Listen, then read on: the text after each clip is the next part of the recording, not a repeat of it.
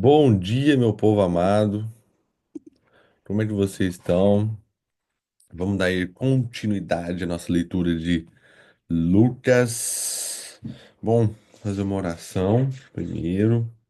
Quem puder fechar os olhos. Vamos começar agradecendo, né, por mais um dia. Eu sempre falo, sempre repito. Mais uma oportunidade, mais uma chance. Agradecer pelo prato de comida que nós temos, pela cama confortável, pelo cobertor quente, por esse teto sobre nossas cabeças. Agradecer pela força, a coragem que Deus nos dá diariamente. Que Ele sempre fala, seja forte e corajoso. Agradecer e agradecer por isso, por nos motivar diariamente a estar seguindo nossos sonhos, seguindo nossos objetivos. Ainda mais morando em outro país, que nós sabemos que não é fácil morar longe de família, de amigos, de cultura. Então, a palavra de hoje é gratidão.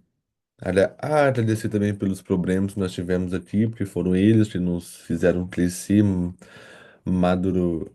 fizeram amadurecer, nos transformou, né? Então, quero agradecer por tudo. Senhor, te rendemos graças porque o Senhor é bom e sempre nos ouves. Eu conecto meu espírito ao seu espírito. O seu espírito conecta a minha alma. A minha alma, ela governa sobre todas as coisas que tem na terra e há de vir. Senhor, agradeço por mais um dia, mais uma oportunidade, agradeço por tudo. Proteja aqueles que estão aqui, proteja aqueles que não puderam vir, proteja aqueles que estão lá no Brasil longe, proteja a minha família, meus amigos e todos, Senhor. Vamos dar início a mais uma semana. Vamos profetizar que essa semana será uma semana de vitória, de sucesso, de boas novas, de boas notícias, de boas provisões. Em nome do Senhor, amém. Vamos lá, rapidinho. Lucas 7. O servo do cinturão. Quando acabou de falar ao povo todas essas palavras, Jesus entrou em Cafarnaum. Havia lá um cinturão que tinha um servo que lhe era muito caro e se achava doente, quase morrendo. Tendo ouvido falar de Jesus, o centurião enviou-lhe alguns anciãos dos judeus para lhe pedir que viesse salvar seu servo. Pedir que viesse salvar seu servo. Repeti. Aproximando-se de Jesus, eles lhe suplicavam com insistência, dizendo: Ele merece mesmo que lhe concedas isto, pois gosta do nosso povo e foi ele que construiu nossa sinagoga. Jesus foi então andando com ele, não estava muito longe da casa, quando o centurião mandou um amigo lhe dizer: Senhor, hum, não precisa incomodar-te, porque eu não sou digno de entres na minha casa. Por isso também não me julguei digno de vir ter contigo, mas diz uma só palavra que me servo será curado. Pois eu, que sou apenas subalterno, tendo soldados na minha disposição, e digo a um vai, e ele vai, e eu ao outro vem, e ele vem, e o meu escravo faz isso, e ele faz. Ouvindo isso, Jesus ficou admirado com ele, voltando-se à multidão que o seguia. Eu vos digo que a multidão, eu vos digo, nem mesmo em Israel achei uma fé tão grande. De volta a casa, os enviados encontraram o servo completamente são. Cara, é muito interessante porque mostra esse rei, esse centurião, ele era dono de um exército, ele tecnicamente era bem financeiramente, tinha uma boa vida, só não estava bem de saúde. Mas mesmo diante de tudo isso, ele se ajoelhou a Jesus e disse: não sou digno da sua presença aqui. Eu não mereço a sua presença. Mas me diz só uma palavra e te serei salvo.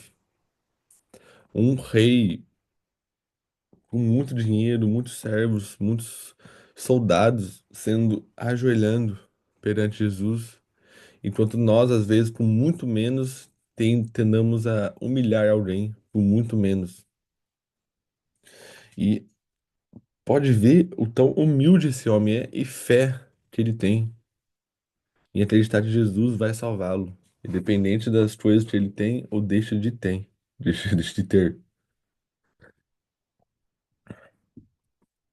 A sua verdadeira riqueza não está nas coisas que você tem, mas mais pelo que você é. A sua verdadeira riqueza não está pelas coisas que você tem, mas pelo que você é. Então aí que a gente vai encontrar o verdadeiro valor de uma pessoa, pelo que ela é inteiramente, interiormente. Seu coração, sua humildade. E depois continuando. Depois Jesus foi para uma cidade chamada Naim e foram com seus discípulos a uma enorme multidão. Ao chegar à porta da cidade, estava levando para a sepultura um morto, que era um filho único de uma viúva. Com ela havia uma multidão bem grande da cidade. Vendo-a, o Senhor teve pena dela e lhe disse: Não chores. E, aproximando-se, tocou no esquife, os que carregavam pararam, então disse: Moço, eu te ordeno, levanta-te. O que estivera morto sentou-se e começou a falar. E Jesus entregou a sua mãe. O medo apoderou-se de todos, e louvaram o Deus, dizendo: Um grande profeta surgiu entre nós, e Deus visitou o seu povo. Essa notícia espalhou-se pela Judéia e por toda a região ao redor. O que Jesus nos ensina nesse pequeno trecho? Simplesmente ele fala para a senhora: Não chores, não se preocupe, não fique triste, não tenha medo, Jesus é contigo. Jesus é contigo. Então, dependendo das nossas aflições, das pessoas que nós perdemos, de algo que nós perdemos, Jesus vai nos olhar e falar: Não chores, estou aqui contigo. Eu sou contigo. Depois, continuando, os discípulos de João informaram-lhe, João Batista, os discípulos de João informaram-no de tudo isso, chamando dois deles. João mandou-os perguntar ao Senhor: És tu aquele que deve vir És tu que deve vir ou temos de esperar o outro? Chegando perto de Jesus, aqueles homens lhe disseram: João Batista enviou-nos a te perguntar: És tu aquele outro? Naquela hora, Jesus curou muita gente de doenças, enfermidades e espíritos malignos e deu vista a muitos cegos. Em resposta, disse-lhes: Ide contai a João que vistes e ouvistes.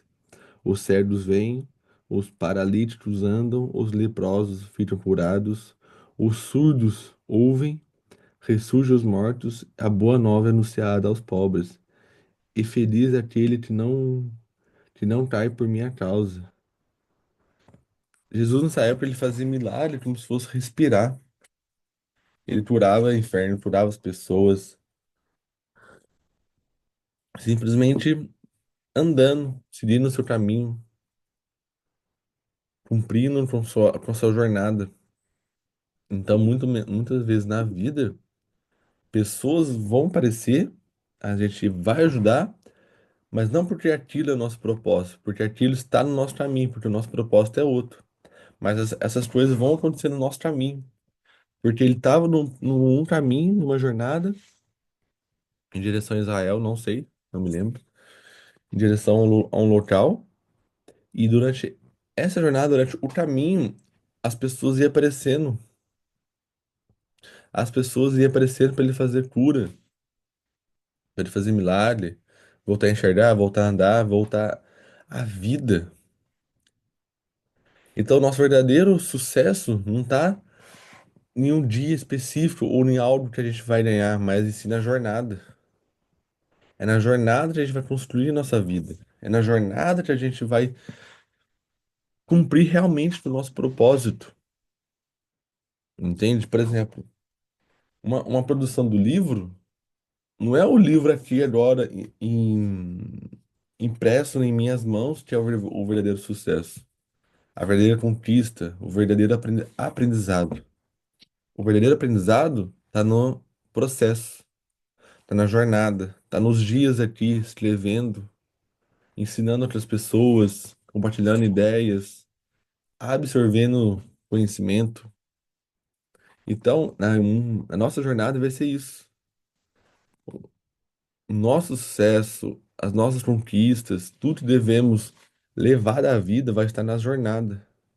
E não no local específico, e não na pessoa específica, mas na jornada. Assim como Jesus fez. Ele cumpriu com o seu propósito na sua jornada, não chegando em tal lugar, mas durante a sua jornada, salvando as pessoas, levando as pessoas a mais para o reino. Quando partiram os mensageiros de João, Jesus começou a falar às multidões. Respeito de João, o que fostes ver no deserto? E no deserto. Um carniço, um vento, o vento balança. Então, o que foste ver? Um homem vestido de roupas finas, mas os que vestem roupas finas, mas os que se vestem de roupas preciosas e vivem no luxo, então nos palácios dos reis. Então, o que foste ver? Um profeta? Sim, eu vos digo.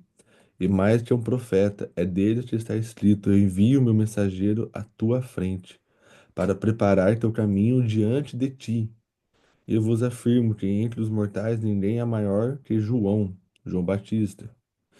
No entanto, o menor reino de Deus é maior do que ele. Todo o povo ouviu, mesmo os publicanos deram razão a Deus, aceitando o batismo de João. Mas os fariseus, doutores da lei, não se deixando batizar por ele, frustraram os desígnios de Deus a seu respeito. Com quem Com quem, pois, hei de comparar os homens da geração atual, a que se assemelham a eles, são como uma criançada sentada na praça, gritando uns aos outros. Tocamos flauta para vós e não dançastes. Cantamos lamentos e não chorastes. Pois pois veio João Batista que não come pão e nem bebe vinho. E dizeis, ele é um possesso. Veio o filho do homem, que come e bebe, e dizeis, é um comilão e beberrão, amigo dos publicanos e pecadores, mas a sabedoria de Deus mostra a sua verdade por meio de todos os seus filhos. Essa geração, né, que ele fala sobre a geração incrédula, a quem nós devemos nos modelar, a nos espelhar, a nos motivar, a nos, quem devemos seguir, a geração do passado ou a geração de hoje? Uma geração que só bebe e come, que ele falou aqui que são pessoas comilão e beberrão, mas não acompanhamos, não seguimos João Batista, que era um homem que nem pão e nem bebe vinho. E até então, o pão que nós temos perante a Bíblia seria um pecado, o pão que nós temos na Bíblia, comparado ao pão de hoje, né? É, porque na Bíblia nem fermento Jesus usou nos seus pães, porque o fermento seria um pecado, não seria uma coisa da Bíblia, seria uma coisa do mundo. E o vinho que eles falam não é o vinho, o álcool. O vinho que eles bebem na, na Bíblia não é o vinho não é fermentado, acho que fala. É quando ele passa pelo processo do alcoolismo, né, para acrescentar o álcool.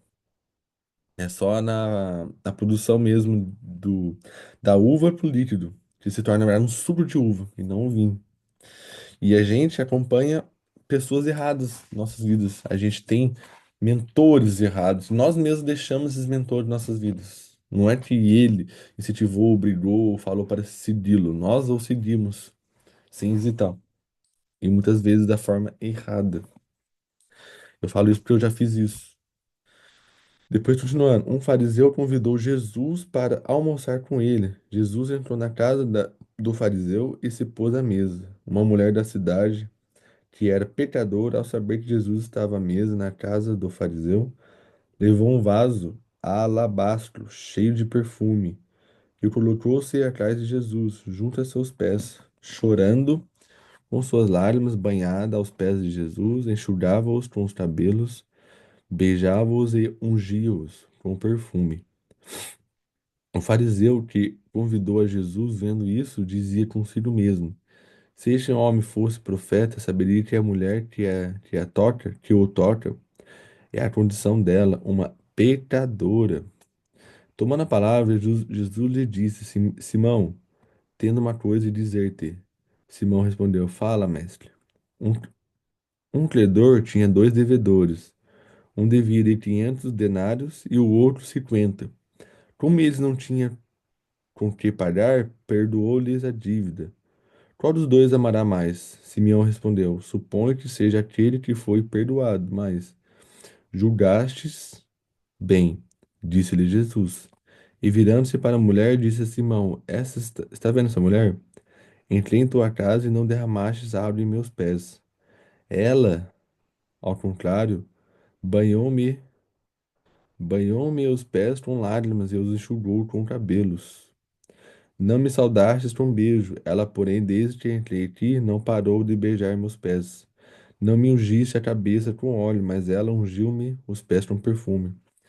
Por essa razão eu te digo que os seus numerosos pecados lhe serão perdoados, e por isso ela tem muito amor, mas aquele que pouco se perdoa, pouco ama. Disse então a mulher: Teus pecados estão perdoados. Os convidados começaram a pensar: Quem é este até perdoa pecados? Mas Jesus disse à mulher: Tua fé te salvou. Vai em paz. Tua fé te salvou. Vai em paz. Esse foi o fim de Lucas 7, que a gente aprende com esse final. Que o fariseu, na verdade, Simeão, né, perguntou como que Jesus não percebeu que aquela mulher era pecadora. A mulher que até então estava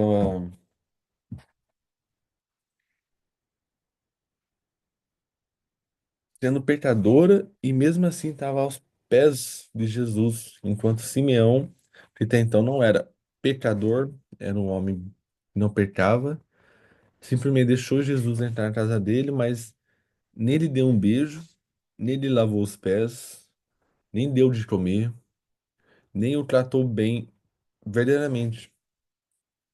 Enquanto a mulher de pecados, mesmo com seus pecados, mesmo com seus erros, ela estava ajoelhada, se arrependendo dos seus erros. Estava ajoelhada, limpando o pé de Jesus, estava ali beijando, estava lavando a cabeça, estava cuidando de Jesus fisicamente.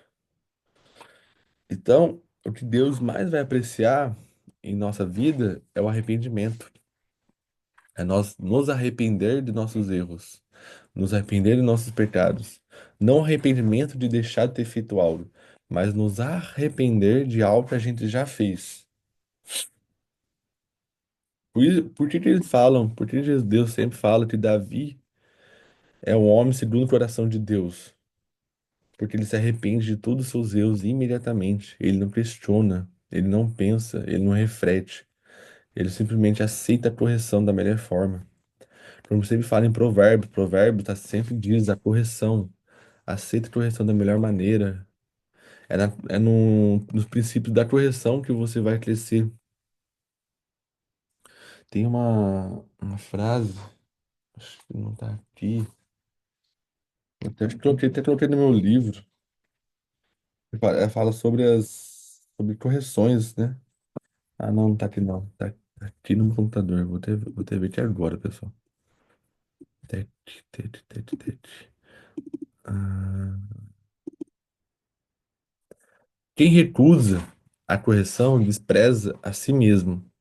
Quem, es- quem escuta a repressão adquire entendimento. Isso é Provérbios 15:32. São pessoas que aceitam a correção. Eu sou uma pessoa que vivo no princípio da correção. Eu sou uma pessoa que, se Michele, Yuri, Gabriel vir me corrigir por algo que eu fiz de errado e me mostrar o erro, eu imediatamente vou agradecer essa pessoa por me ter corrigido, Vou pedir perdão para quem eu magoei ou algo a Deus.